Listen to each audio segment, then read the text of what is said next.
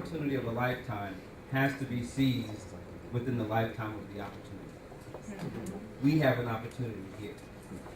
There was a person by the name of Thomas. Thomas wanted to make a difference in his life and the life of others, so he volunteered and traveled to Africa. Once he was there, his responsibility was to take care of a colony of lepers. There were about 100 of them. And his job was to distribute food. And he did that. He distributed food. He hugged people who needed a hug. He talked to people who needed a conversation. He laughed at people who wanted a joke. And he enjoyed that. And if you can imagine this room full of rows of beds, you can get a sense of what his work environment was like. And during his time there were two individuals that sort of stood out to Thomas. The first lady, her name was Moroni, and Moroni lost both of her legs due to leprosy, one of her arms, and also her nose. And as Thomas stepped to her bed to give her her food for the day, he noticed a small transistor radio there playing traditional African music. So as he decided to depart from her, he started to do a little dance just to the music. Moroni found that sort of amusing, so she started to laugh. And just out of sheer love and spontaneity, Thomas grabbed Moroni's nub of a hand and started to dance with her until that song was over. After the song, she started to cry. And she said to a translator, that was the first time in 25 years that I danced. Going on the next day, there was another gentleman. His name was Joby. Joby was also stricken with leprosy, but he was also blinded by this dreadful disease. And it was time for Thomas to give him his food. And when he placed his sort of meal box on his lap, he decided to sit next to Joby. Now, Joby, since he was there, even though he couldn't see him, and so Joby says to Thomas, praise the Lord. So Thomas says, praise the Lord. And then Joby says, praise the Lord. And Thomas says, praise the Lord. And then Joby says again, praise the Lord. Thomas says, praise the Lord. At this point, this went on for several minutes, but Thomas realized that he was in Africa, and praise the Lord was the only English words that Joby knew. This very, very simple three-word conversation turned out to be a talk in regards to appreciation.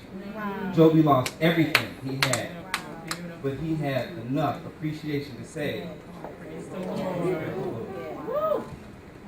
Those experiences touch me because Thomas teaches us that if we stretch beyond our comfort zones and put ourselves in the path of the service of others, by just being ourselves, we make a difference to ourselves and to others. Because after that time, Thomas wasn't the same.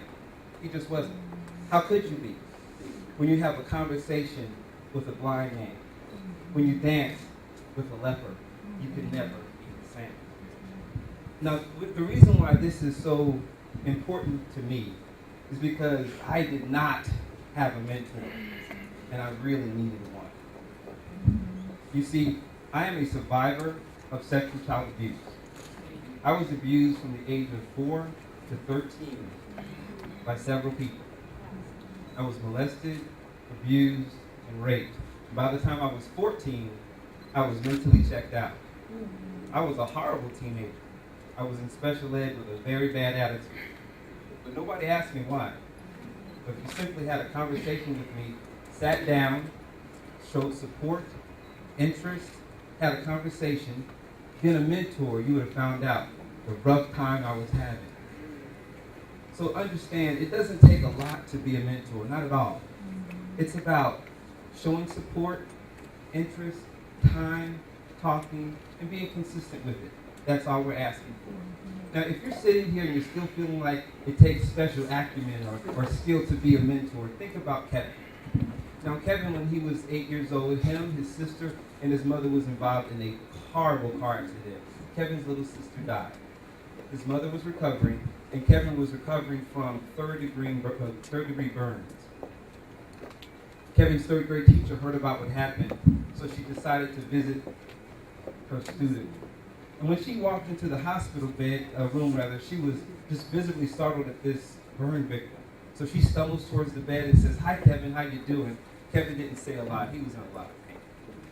And so she says, out of loss of words, "Well, Kevin, we talked about nouns and verbs in class today."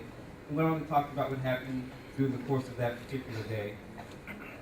After feeling like she wasn't really making a difference, she went on home. A few days later, the nurse calls the teacher and said, "What did you say to Kevin?" The teacher starts to apologize all over the place. She thought she said something wrong. The nurse said, no, you don't understand. You see, we were worried about the little boy, but after your visit, everything changed. He's fighting back. He's responding to the treatment. It is as though he's decided to live." Well, a few months later, Kevin said in his 8-year-old way that he gave up all hope on living because he thought he was going to die like his little sister. But after his teacher came to visit, everything changed. And he had this reasoning. He said, and I quote him, "A teacher wouldn't come by and work on nouns and verbs with a dying boy. So I better get back to school so I can be with my friends." And he did just that.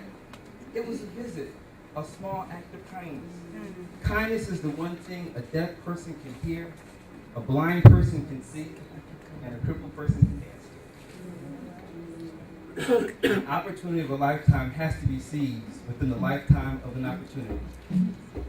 We have an opportunity here. Let's be mentors.